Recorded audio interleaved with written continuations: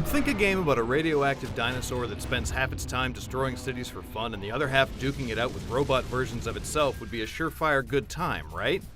Sadly, Bandai Namco's latest attempt to capture that kaiju magic is little more than some fan-pleasing movie references heaped atop a pile of boring gameplay.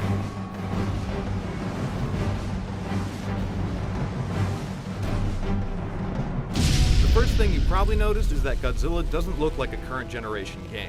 While the kaiju character models are respectable, the bland cityscapes would have been considered lackluster even on last-gen hardware. Fourth squad, begin your assault.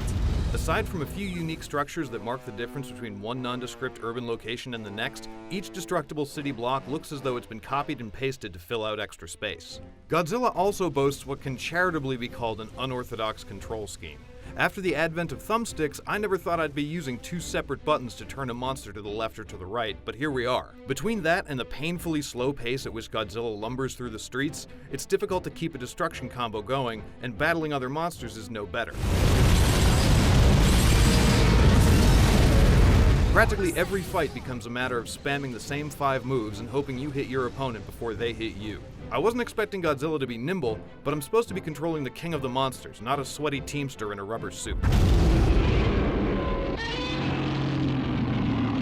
If there's one thing Godzilla gets right, it's that it absolutely nails the half-serious spirit of classic Japanese monster movies. Dialogue manages to be both cringeworthy and sincere. We discovered G-energy because of him, but it turns out the stuff is his favorite meal. And there are tons of extras and unlockables that Godzilla fans will love. The real downfall of Godzilla is how repetitive it is.